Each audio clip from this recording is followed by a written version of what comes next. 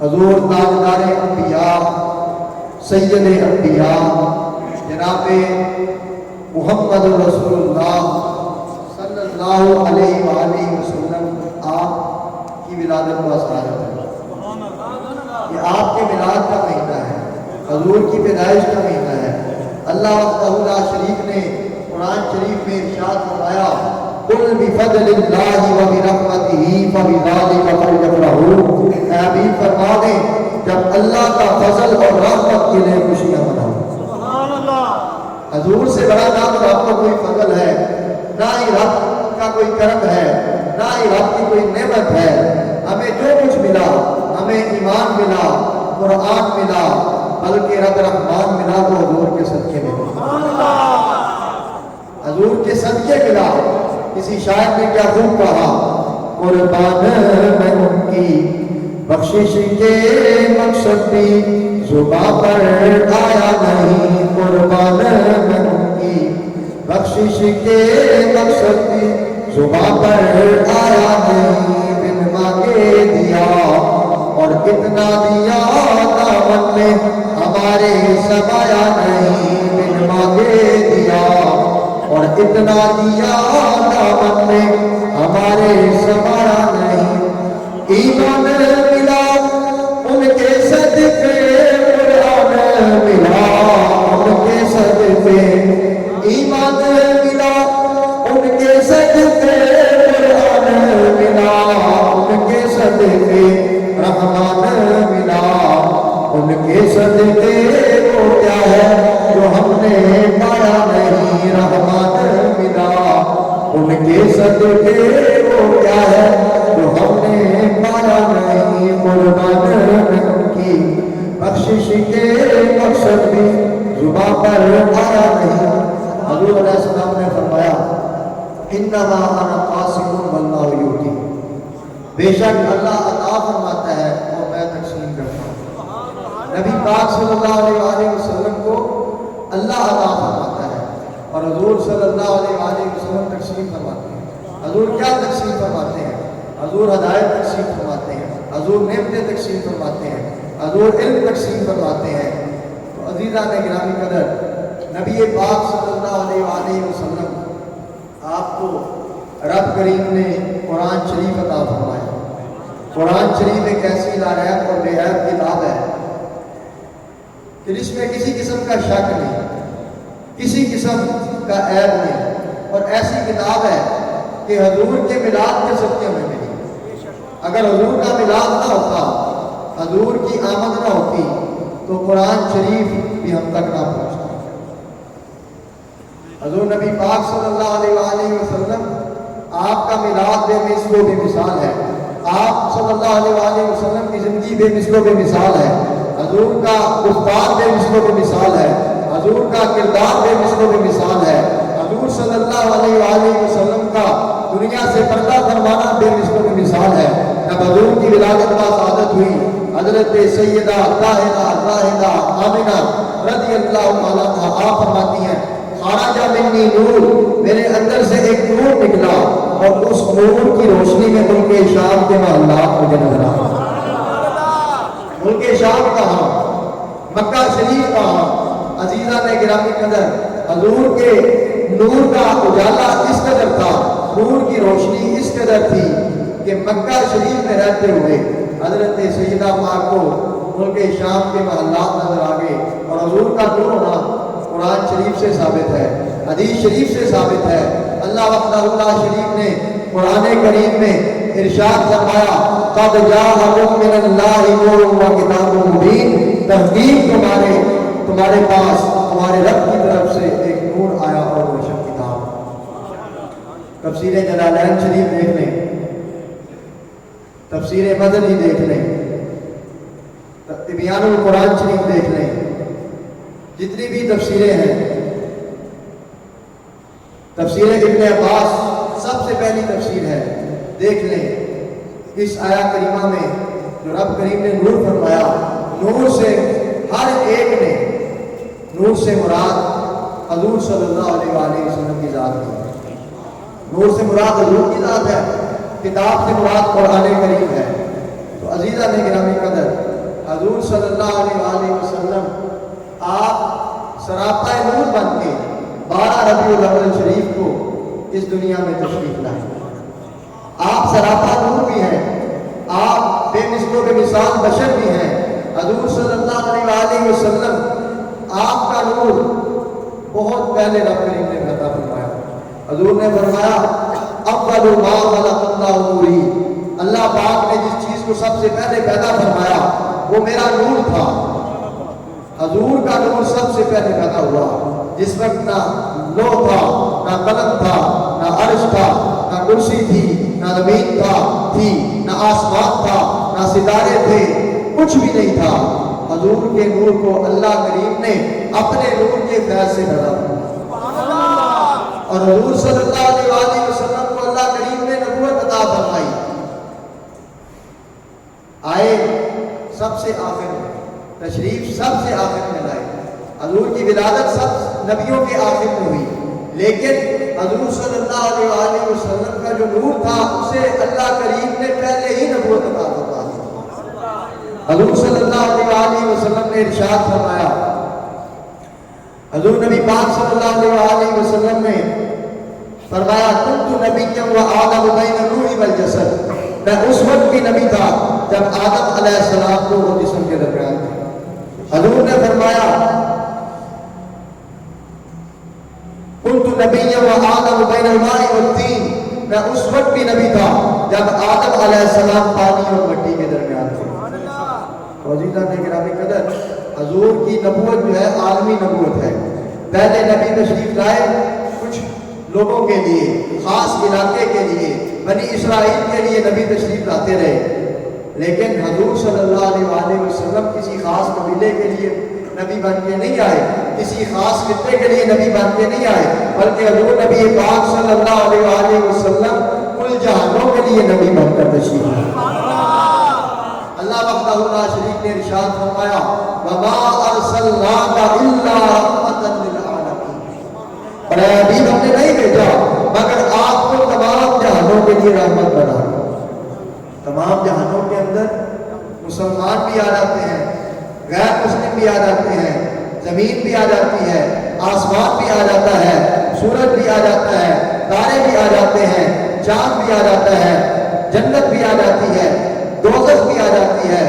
اللہ وحدہ لا شریک کی جتنی مخلوق ہے تمام جہانوں کے اندر آ جاتی ہے, اور ہر مخلوق کے لیے حضور رحمت ہے, اور ہر مخلوق کو حضور کی رحمت میں فیض ملتا ہے. تو عزیزہ میں گرامی قدر, پہلے اگر کوئی گناہ کرتا تھا اس کے ماتھے پر لکھ دیا جاتا یہ گناہ گار ہے. پہلے اگر کوئی گناہ کرتا اس کے گھر کے دروازے کے بعد لکھ دیا جاتا کہ یہ گناہ گار ہے, اس نے فلاں گناہ کیا, اس نے فلاں غلط کام کیا.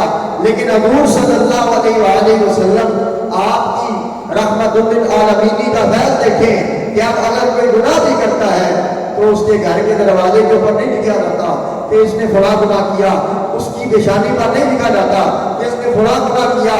اور عزیزان گرامی, اور اگر کوئی گناہ کرے صدق کے دل سے رب العالمین کی بارگاہ میں توبہ کرے تو اللہ کریم اس کی توبہ کو قبول فرما لیتا ہے. یہ حضور کی رحمت کا نتیجہ ہے, حضور صلی اللہ علیہ وآلہ وسلم کی رحمت کا فیض ہے. پہلے کی گناہ کرتا تو عزیزان گرامی بنی اسرائیل نے گناہ کیے, اللہ کریم نے ان کو بندر بنا دیا, کئیوں کی شکلیں بگڑ گئیں, سور جیسی شکلیں ہو گئی. لیکن نبی پاک صلی اللہ علیہ وآلہ وسلم کی رحمت کا فیض ہے کہ آج جتنا مرضی کوئی گناہ گار ہو اس کی شکل نہیں بدلتی.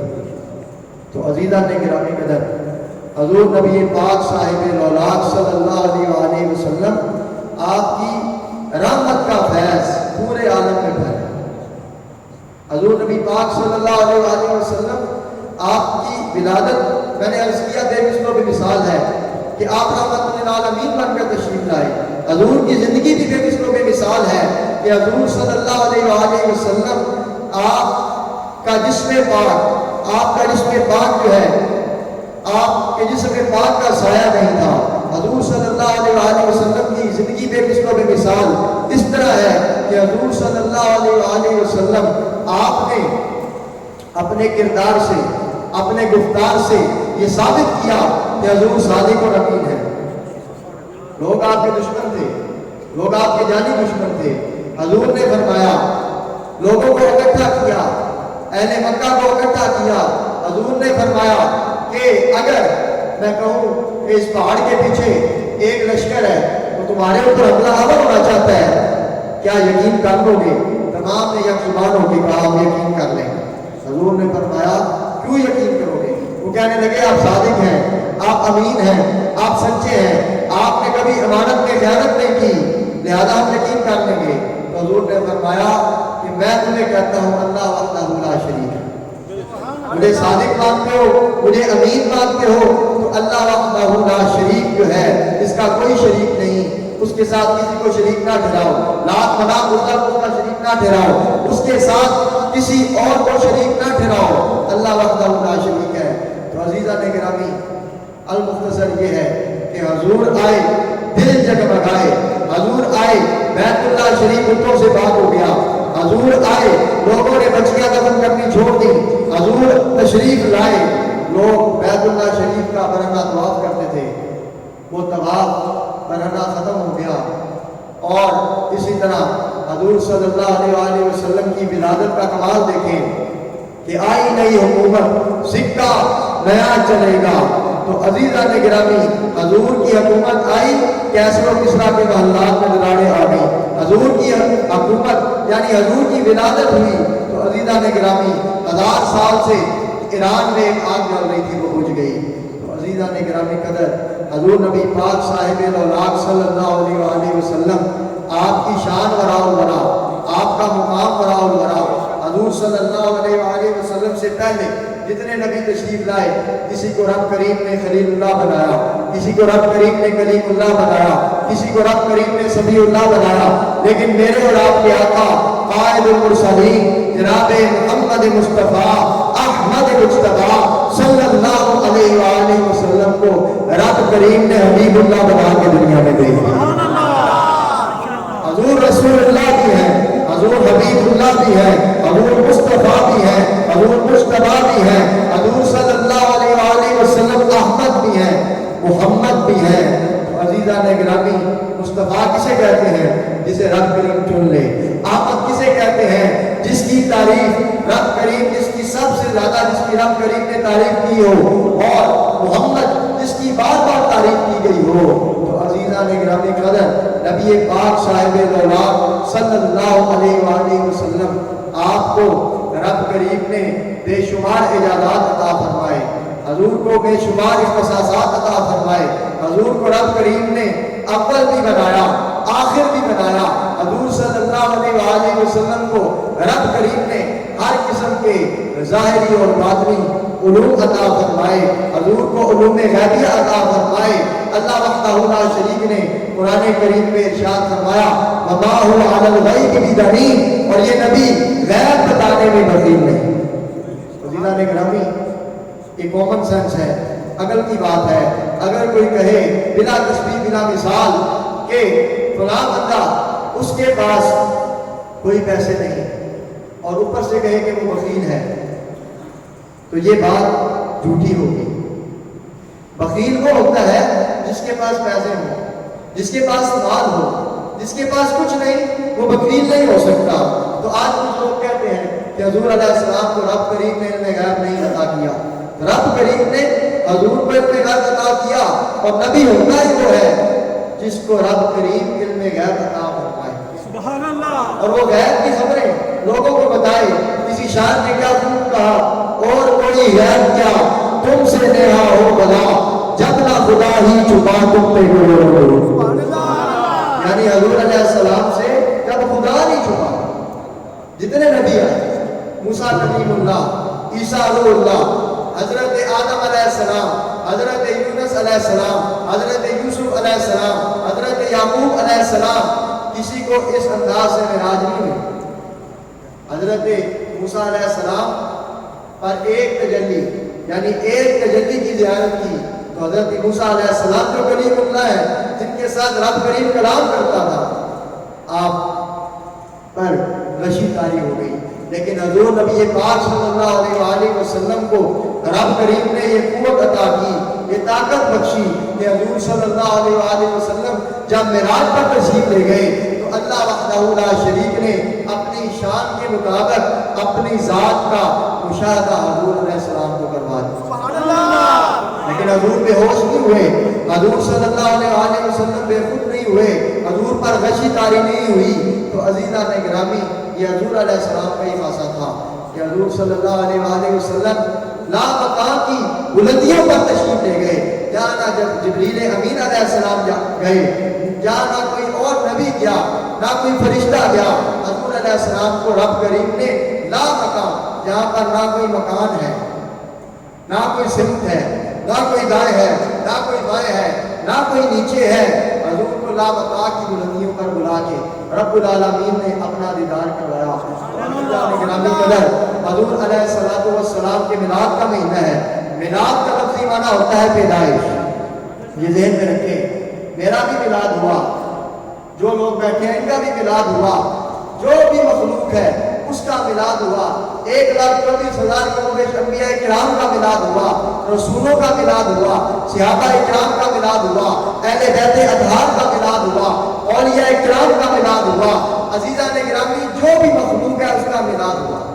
خدا کا میلاد نہیں ہوتا، رب کا میلاد نہیں ہوتا، اللہ کا میلاد نہیں ہوا، اللہ کریم کی پیدائش نہیں ہوئی۔ بس ثابت ہوا کہ سنی جو میلاد شریف مناتا ہے، میلاد شریف کا ذکر کرتا ہے، وہ کبھی بھی شرک نہیں کر سکتا۔ شرک تب کرے گا جب وہ یہ کہے کہ رب پیدا ہوا، حضور بھی پیدا ہوا، یا یہ کہے کہ حضور علیہ السلام ہمیشہ سے ہے اور رب بھی ہمیشہ سے ہے۔ کفر تب ہوگا، لیکن میلاد شریف منانے والا مشرک نہیں ہو سکتا۔ حضور کا میلاد، میلاد النبی صلی اللہ علیہ وآلہ وسلم، ذکر میلاد النبی صلی اللہ علیہ وآلہ وسلم کرنے والا مشرک نہیں ہو سکتا۔ حضرت شاہ عبد الرحیم رحمۃ اللہ علیہ ایک اللہ کے ولی گزرے ہیں، آپ ہر سال حضور کے میلاد کی محفل کرتے تھے۔ یہ اکثر واقعہ میں سنایا کرتا تھا، اور حضرت فخر المشائخ رحمۃ اللہ علیہ آپ نے یہ مجھے سنایا۔ آپ نے فرمایا کہ حضرت شاہ عبد الرحیم رحمۃ اللہ علیہ ہر سال حضور کا میلاد کرتے تھے۔ ایک سال آپ کی مالی حالت کمزور تھی، آپ کی مالی حالت جو تھی وہ کمزور تھی۔ آپ نے سوچا اس سال میلاد شریف نہیں کرتا، لیکن پھر آپ نے میلاد شریف کیا اور تبرک کے طور پہ جنہیں تقسیم فرما دی۔ آپ کا عمل اس قدر مقبول بارگاہ الہی ہوا، مقبول بارگاہ رسالت ہوا۔ جب آپ آرام فرما ہوئے تو آپ نے حضور نبی پاک صلی اللہ علیہ وآلہ وسلم کا آپ کو دیدار ہوا، اور اس حال میں دیدار ہوا۔ حضور صلی اللہ علیہ وآلہ وسلم کے سامنے انواع اقسام کے کھانے تھے، لیکن حضور چنے چبا رہے تھے اور ارشاد فرما رہے تھے، اے عبد الرحیم ہمیں تمہارے چنے بڑے پسند ہیں۔ تو عزیزان گرامی، حضرت شاہ عبد الرحیم رحمۃ اللہ علیہ آپ اللہ کے ولی گزرے ہیں، اور آپ نے میلاد شریف کی محفل کی۔ جتنے بھی آپ کے پاس وسائل تھے اس کے مطابق میلاد شریف کی محفل کی۔ تو عزیزان گرامی، حضرت شاہ عبد الرحیم رحمۃ اللہ علیہ آپ کے واقعے سے یہ سبق ملتا ہے کہ نیت کا پھل ملتا ہے۔ آپ کی نیت میلاد شریف کرانے کی تھی، تو آپ نے میلاد شریف کیا، تو اللہ کریم نے اس کا پھل آپ کو دنیا میں ہی دے دیا کہ حضور کی زیارت سے آپ کو مشرف کر دیا۔ تو عزیزان گرامی قدر، میلاد شریف کی محفل کرنا یہ شرقاً غرباً شمالاً جنوباً، پاکستان، ہندوستان، عرب شریف، پوری دنیا میں حضور کے میلاد کی محفلیں ہوتی ہیں، اور حضور کے ذکر کو اللہ کریم نے حضور کے لیے بلند کیا۔ اللہ کریم نے حضور کے ذکر کو بلند کیا۔ اللہ کریم نے فرمایا وَرَفَعْنَا لَكَ ذِكْرَكَ، اور اے حبیب فرما دیں وَرَفَعْنَا لَكَ ذِكْرَكَ، اور اے حبیب ہم نے آپ کے لیے آپ کے ذکر کو بلند کیا۔ اس کے لیے ذکر کو بلند کیا، آپ صلی اللہ علیہ وآلہ وسلم کے ذکر کو کس نے بلند کیا؟ اللہ کریم نے۔ کس کے لیے؟ حضور علیہ السلام کے لیے۔ اور حضور نبی پاک صلی اللہ علیہ وآلہ وسلم آپ کا ذکر ہم کریں تو ہمیں فائدہ ہے، ہم کریں تو ہمیں فائدہ ہے، حضور کا درود شریف ہم پڑھیں تو ہمیں فائدہ ہے، حضور صلی اللہ علیہ وآلہ وسلم کی نعت شریف ہم پڑھیں تو ہمیں فائدہ ہے۔ حضور علیہ الصلوۃ والسلام کے ذکر کو تو اللہ کریم نے بلند فرما دیا۔ سبحان اللہ۔ حضور کی ہر آنے والی گھڑی، حضور کی ہر آنے والی گھڑی جو ہے وہ پچھلی گھڑی سے بہتر ہے، اور حضور صلی اللہ علیہ وآلہ وسلم آپ کو رب کریم نے زندگی عطا فرمائی، رب کریم نے حضور کو دنیا سے پردہ فرمانے کے بعد بھی زندگی عطا فرمائی، اور حضور اپنی قبر انور میں زندہ ہے، نبی زندہ ہے، اور ان کی زندگی شہداء سے آتا ہے، ان کی زندگی صالحین سے آتا ہے، ان کی زندگی صدیقین سے آتا ہے۔ تو عزیزان گرامی قدر، ایک عام صالح نیک بندہ اور ایک عام شہید زندہ ہے، تو حضور کی زندگی کا عالم کیا ہوگا؟ سرکار کی زندگی کا عالم کیا ہوگا؟ سرکار کی حیات کا عالم کیا ہوگا؟ تو عزیزان من، عزیزان گرامی، حضور صلی اللہ علیہ وآلہ وسلم آپ کا ذکر اور آپ کی محبت ہمارے ایمان کا حصہ ہے، ہمارے ایمان کا لازمی جز ہے۔ حضور کا ذکر ہمارے ایمان کا لازمی جز ہے، حضور کی محبت ہمارے ایمان کی جان ہے۔ حضور نے فرمایا لا یؤمن احدکم حتی اکون احب الیہ من والدہ وولدہ والناس اجمعین۔ تم میں سے کوئی شخص اس وقت تک کامل ایمان والا نہیں ہو سکتا جب تک کہ میں اسے اس کے والد اور اولاد اور تمام لوگوں سے زیادہ عزیز نہ ہوں۔ عزیزان گرامی قدر، حضور صلی اللہ علیہ وآلہ وسلم کی محبت تمام محبتوں سے اعلیٰ ہے۔ حضور صلی اللہ علیہ وآلہ وسلم کی جو محبت ہے تمام محبتوں سے بلند ہے۔ حضور صلی اللہ علیہ وآلہ وسلم کا پیار تمام پیار کرنے والوں سے اوپر ہے۔ تو عزیزان گرامی، حضرت سیدنا فاروق اعظم رضی اللہ تعالیٰ عنہ، نبی پاک صلی اللہ علیہ وآلہ وسلم نے پوچھا اے فاروق اعظم، آپ کو سب سے زیادہ محبت کس سے ہے؟ تو آپ نے فرمایا اپنی جان کے علاوہ یا رسول اللہ آپ سے ہے۔ تو حضور صلی اللہ علیہ وآلہ وسلم نے فرمایا اے عمر، ابھی تمہارا ایمان مکمل نہیں ہوا۔ تو حضرت عمر فاروق رضی اللہ تعالیٰ نے فرمایا کہ مجھے اب اپنی جان سے بھی زیادہ آپ سے محبت ہے، اپنی جان سے بھی زیادہ آپ سے پیار ہے۔ تو عزیزان گرامی قدر، حضور صلی اللہ علیہ وآلہ وسلم کی محبت کے صدقے اور حضور کے میلاد کے صدقے اور حضور کی ولادت کے صدقے صدیق اکبر بنے، فاروق اعظم بنے، عثمان غنی ذوالنورین بنے، علی المرتضیٰ حیدر کرار بنے، حضرت بلال حبشی بنے، اور حضرت بلال رضی اللہ تعالیٰ عنہ آپ حبشی تھے اور غلام تھے، لیکن حضور کی غلامی مل گئی، حضور کی نسبت مل گئی۔ حضرت فاروق اعظم رضی اللہ تعالیٰ عنہ بھی آپ کو سیدنا بلال کہہ کے پکارتے، اے ہمارے سردار بلال۔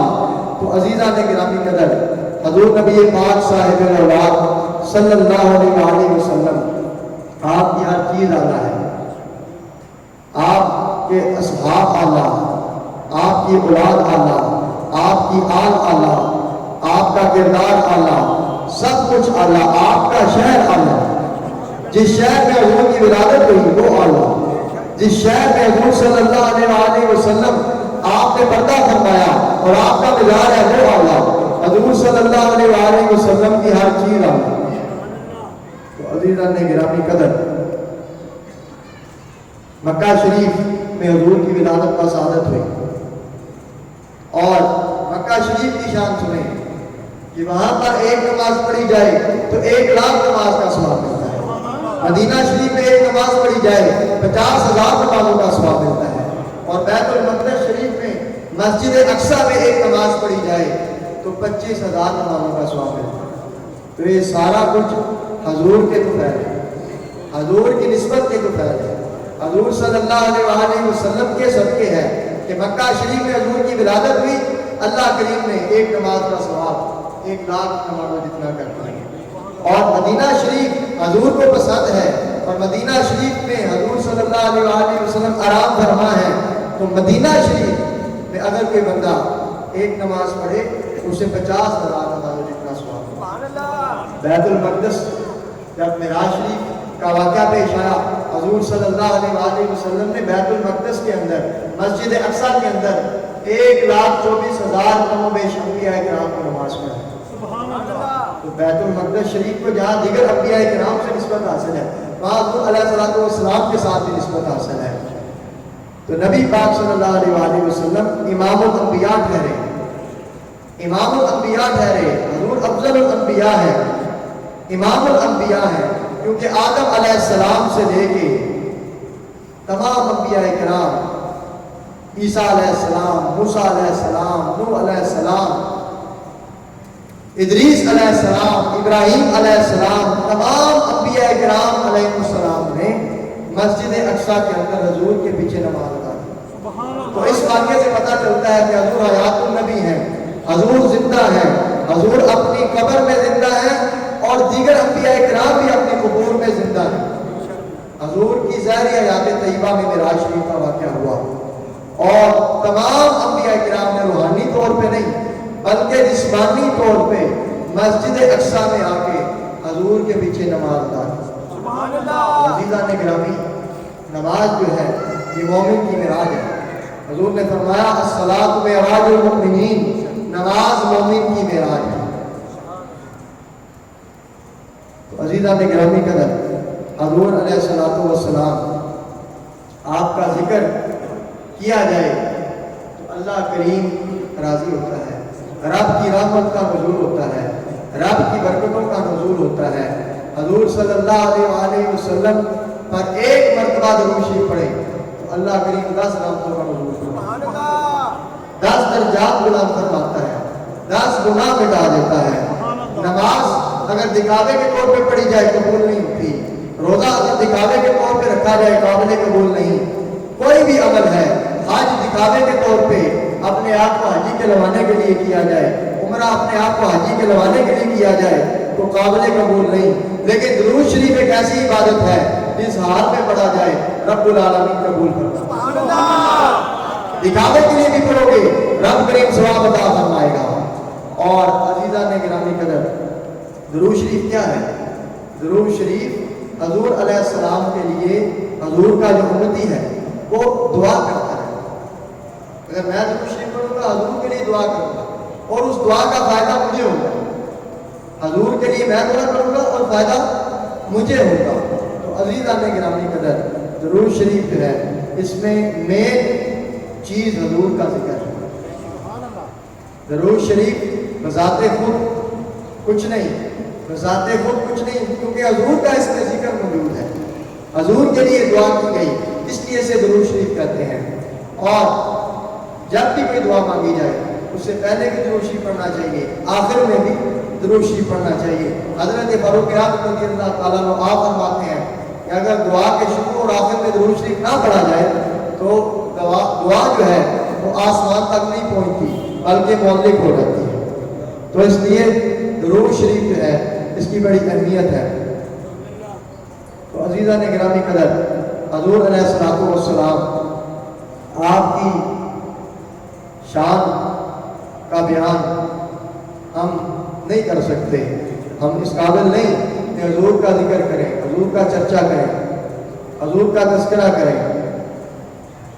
اللہ کریم نے قرآن شریف میں ارشاد فرمایا وَأَمَّا بِنِعْمَةِ رَبِّكَ فَحَدِّثْ، اور اپنے رب کی نعمت کا خوب چرچا کرو۔ حضور سے بڑی کوئی نعمت نہیں۔